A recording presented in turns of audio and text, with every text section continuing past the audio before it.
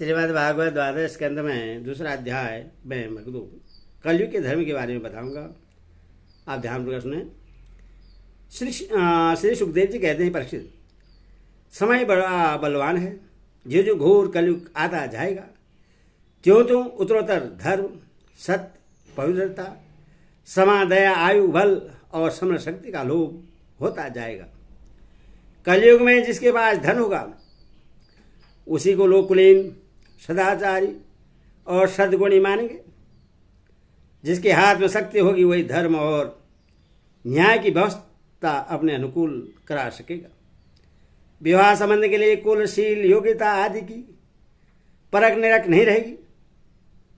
युवक युवती की पारस्परिक रुचि से ही संबंध हो जाएगा। व्यवहार की निपुणता सच्चाई ईमानदारी में नहीं रहेगी।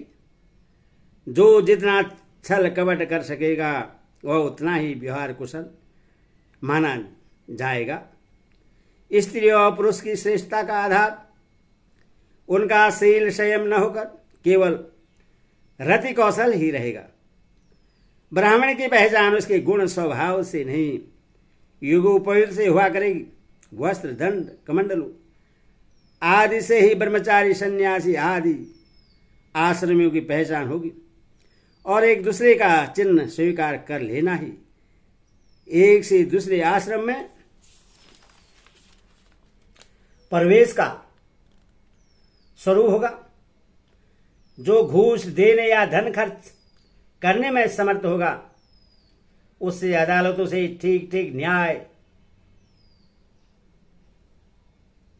जो घूस देने या धन खर्च करने में असमर्थ होगा उससे अदालत से ठीक ठीक न्याय न मिल सकेगा। जो बोलचाल में जितना चालाक होगा उसे उतना ही बड़ा पंडित माना जाएगा। असाधुता की दोषी होने की एक ही पहचान रहेगी, गरीब होना। जो जितना अधिक दंभ पाखंड कर सकेगा उससे उतना ही बड़ा साधु समझा जाएगा। विवाह के लिए एक दूसरे की स्वीकृति ही प्राप्त होगी। शास्त्र विधान की संस्कार आदि कोई आवश्यकता न समझी जाएगी। बाल आदि संवार कर कपड़े लत्ते से लैस हो जाना ही स्नान समझा जाएगा। लोग दूर से तालाब को तीर्थ मानेंगे। लोग दूर के तालाब को तीर्थ मानेंगे और निकट के तीर्थ गंगा, गोमती, माता पिता आदि की उपेक्षा करेंगे। सिर पर बड़े बड़े बाल, काकुल रखना ही शारीरिक सौंदर्य का चिन्ह समझा जाएगा। और जीवन का सबसे बड़ा पुरुषार्थ होगा अपना पेट भर लेना। जो जितनी ढिलाई से बात कर सकेगा उससे उतना ही सच्चा समझा जाएगा। योग्यता, चतुराई का सबसे बड़ा लक्षण यह होगा कि मनुष्य अपने कुटुंब का पालन कर ले। धर्म का सेवन यश के लिए किया जाएगा। इस प्रकार जब सारी पृथ्वी दुष्टों का बोलबाला हो जाएगा तब राजा होने का कोई नियम न रहेगा। ब्राह्मण, क्षेत्रीय, वैश्य अथवा शूद्रों में जो बलि होगा वही राजा बन बैठेगा। उस समय के नीच राजा अत्यंत निर्दयी एवं कुरु होंगे। लोभी तो इतने होंगे कि उनमें और लुटेरों में कोई अंतर न किया जा सकेगा। वही प्रजा की पूंजी एवं पत्नियों तक को छीन लेंगे। उनके डर कर प्रजा पहाड़ों और जंगलों में भाग जाएगी। उस समय प्रजा तरह तरह की साग, कंद, मूल, मांस, मधुर फल, फूल और बीज, गुठली आदि खा खाकर अपना पेट भरेंगे। कभी वर्षा न होगी, सूखा पड़ जाएगा, तो कभी कर पर कर, कभी कर पर कर लगाए जाएंगे। कभी कड़ाके की सर्दी पड़ेगी तो कभी पाला पड़ेगा। कभी आंधी चलेगी, कभी गर्मी पड़ेगी, तो कभी बाढ़ आ जाएगी। इन उत्पादों से तथा आपस के संघर्ष से प्रजा अत्यंत पीड़ित होगी, नष्ट हो जाएगी। लोग भूख प्यास तथा नाना प्रकार की चिंताओं से दुखी रहेंगे। रोगों से तो उन्हें छुटकारा ही न मिलेगा। कलयुग में मनुष्यों की परमायु केवल 20 या 30 वर्ष की होगी। प्रसिद्ध कलिकाल के दोष से प्राणी के शरीर छोटे छोटे क्षीण और रोगग्रस्त होने लगेंगे। वर्ण और आश्रम का धर्म बताने वाला वेद मार्ग नष्ट प्राय हो जाएगा। धर्म में पाखंड की प्रधानता हो जाएगी। राजे महाराजे डाकू लुटेरे के समान हो जाएंगे। मनुष्य चोरी झूठ तथा निपराध हिंसा आदि नाना प्रकार के कुकर्म से जीविका चलाने लगेंगे। चारों वर्णों के लोग शूद्रों के समान हो जाएंगे। गौएं बकरियों की तरह छोटी छोटी और कम दूध देने वाली हो जाएंगी। वानप्रस्थ और सन्यासी आदि विरक्त आश्रम वाले भी घर कैसे जुटाकर गृहस्थों का सा व्यापार करने लगेंगे। जिनसे वैवाहिक संबंध है उन्हीं को अपना संबंधी माना जाएगा। धान जौ गेहूं आदि धान्यों के पौधे छोटे छोटे होने लगेंगे। वृक्ष में अधिकांश समी के समान छोटे और कटीले वृक्ष ही रह जाएंगे। बादलों में बिजली तो बहुत चमकेगी परंतु वर्षा कम होगी। गृहस्थों के घर अतिथि सत्कार या भेद ध्वनि से रहित होने के कारण अथवा जनसंख्या घट जाने के कारण सुने सुने हो जाएंगे। प्रसिद्ध अधिक क्या कहें। कलयुग का अंत होते होते मनुष्य का स्वभाव गधों जैसा दुस्सह बन जाएगा। लोग प्रायः गृहस्थी का भार ढोने वाले और विषयी हो जाएंगे। ऐसी स्थिति में धर्म की रक्षा करने के लिए सत्य को स्वीकार करके स्वयं भगवान अवतार ग्रहण करेंगे। प्रिय परीक्षित, सर्वव्या भगवान विष्णु सर्वशक्तिमान हैं। वे सर्वस्वरूप होने पर भी चराचर जगत के सच्चे शिक्षक सद्गुरु हैं। वे साधु सज्जन पुरुषों के धर्म की रक्षा के लिए उनके कर्म का बंधन काट कर उन्हें जन्म मृत्यु के चक्र से छुड़ाने के लिए अवतार ग्रहण करेंगे। उन दिनों संभल ग्राम में विष्णुयश नाम के एक श्रेष्ठ ब्राह्मण होंगे। उनका हृदय बड़ा उदार एवं भगवत भक्ति से पूर्ण होगा। उन्हीं के घर कलिक भगवान अवतार ग्रहण करेंगे। श्री भगवान ही अष्ट सिद्धियों के और समस्त सद्गुणों के एकमात्र आश्रय हैं। समस्त आचार जगत के वही रक्षक और स्वामी हैं। वे देवदत्त नामक शीघ्रगामी घोड़े पर सवार होकर दुष्टों को तलवार के घाट उतार कर ठीक करेंगे। उनके रोम रोम से अतुलनीय तेज की किरणें छिटकती होंगी। वे अपने शीघ्रगामी घोड़े से पृथ्वी पर सर्वस्त्र विचरण करेंगे और राजा के वेश में छिपकर रहने वाले कोटि कोटि डाकुओं का सहार करेंगे। प्रिय परीक्षित, जब सब डाकुओं का सहार हो चुकेगा तब नगर की और देश की सारी प्रजा का हृदय पवित्रता से भर जाएगा, क्योंकि भगवान कलि के शरीर में लगे हुए अंगराग का स्पर्श पाकर अत्यंत पवित्र वायु उनका स्पर्श करेगी और इस प्रकार वे भगवान के श्री विग्रह की दिव्य गंध प्राप्त कर सकेंगे।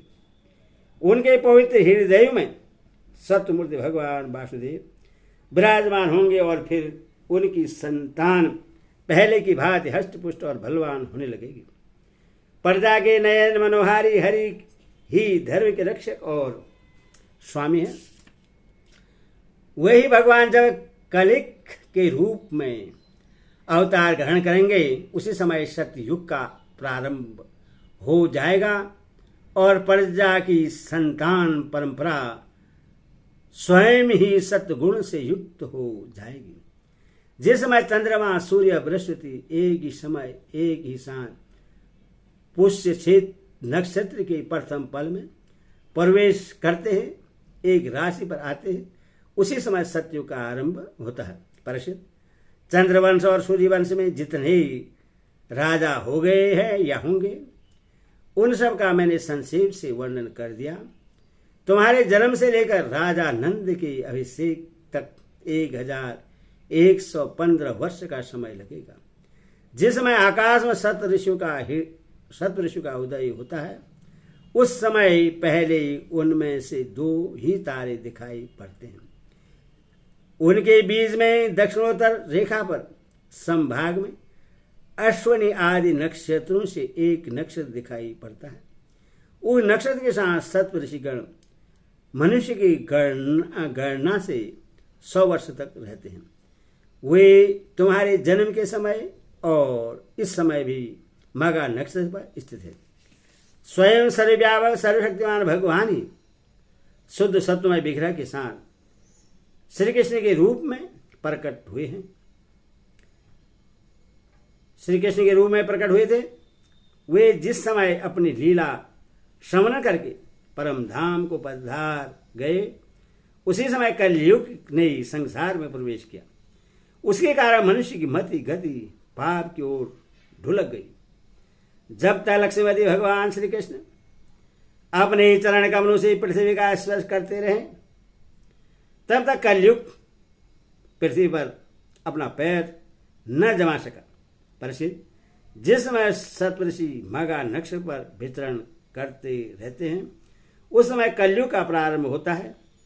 कलयुग की आयु देवताओं की वर्ष गणना से 1200 वर्षों की तथा और मनुष्य की गणना के अनुसार 4,32,000 वर्ष की है। जिस समय सप्तऋषि मघा से चलकर पूर्वाषाढ़ा नक्षत्र में जा चुके होंगे, उस समय राजा नंद का राज्य होगा। तभी से कलयुग की वृद्धि शुरू होगी। पुरातत्ववेदा ऐतिहासिक विद्वानों का कहना है कि जिस दिन भगवान श्री कृष्ण ने अपने परम धाम को प्रयाण किया, उसी दिन उसी समय कलयुग का प्रारंभ हो गया। प्रसिद्ध, जब देवताओं की वर्ष गणना के अनुसार 1000 वर्ष बीत चुकेंगे, तब कलयुग के अंतिम दिनों में फिर से कलयुग भगवान की कृपा से मनुष्यों के मन में सात्विकता का संचार होगा। लोग अपने वास्तविक स्वरूप को जान सकेंगे और तभी सतयुग का प्रारंभ भी होगा। परीक्षित, मैंने तो तुमसे केवल मनुवंश का भी संक्षेप से वर्णन किया है। जैसे मनुवंश की गणना होती है, वैसे प्रत्येक युग में ब्राह्मण वैश्य शूद्रों की भी वंश परंपरा समझनी चाहिए। राजन, जिन पुरुषों और महात्माओं का वर्णन मैंने तुमसे किया था, अब केवल नाम से ही उनकी पहचान होती है। अब वे नहीं हैं, केवल उनकी कथा रह गई है। अब उनकी कीर्ति ही पृथ्वी पर जहां तहां सुनने को मिलती है। भीष्म पितामह के पिता राजा शंतनु के भाई देवापी और इक्ष्वाकु वंश मरु इस समय कलाप ग्राम में स्थित हैं। वो बहुत बड़े योग बल से युक्त हैं। कलयुग के अंत में कलयुग भगवान की आज्ञा से वे फिर यहाँ आएंगे और पहले की भांति ही वर्णाश्रम धर्म का विस्तार करेंगे। सतयुग, त्रेता, द्वापर और कलयुग, यही 4 युग हैं। ये पूर्वत कर्म के अनुसार अपने अपने समय में पृथ्वी के प्राणी पर अपना प्रभाव दिखाते रहते हैं। प्रसिद्ध, मैंने तुमसे जिन राजाओं का वर्णन किया है, वे सब और उनके अतिरिक्त दूसरे राजा भी इस पृथ्वी को मेरी मेरी करते रहे, परंतु अंत में मरकर धूल में मिल गए। इस शरीर को भले ही कोई राजा कह दे, परंतु अंत में यह कीड़ा, भिष्टा अथवा राख के रूप में ही परिणित होगा, राख ही होकर रहेगा। इसी शरीर के या इसके संबंधियों के लिए जो किसी भी प्राणी को सताता है, वह न तो अपना स्वार्थ जानता है और न तो परमार्थ, क्योंकि प्राणियों को सताना तो नरक का द्वार है। वे लोग यही सोचा करते हैं कि मेरे दादा परदादा इस अखंड भूमंडल का शासन करते थे, अब यह मेरे अधीन किस प्रकार रहे और मेरे बाद मेरे बेटे पोते मेरी वंशज किस प्रकार इसका उपभोग करें। वे मूर्ख इस आग, पानी और मिट्टी के शरीर को अपना आपा मान बैठते हैं। यह बड़े अभिमान के साथ धिक हाकते हैं कि यह पृथ्वी मेरी है। अंत में वे शरीर और पृथ्वी दोनों को छोड़कर स्वयं ही अदृश्य हो जाते हैं। मेरे प्रसिद्ध जो नरपति बड़े उत्साह और बल पुरुष से इस पृथ्वी के उपभोग में लगे रहते हैं, उन सबको काल ने अपने विकराल गाल में धर दबाया। अब केवल इतिहास में उनकी कहानी ही शेष रह गई है। हरि ओम तत्सत।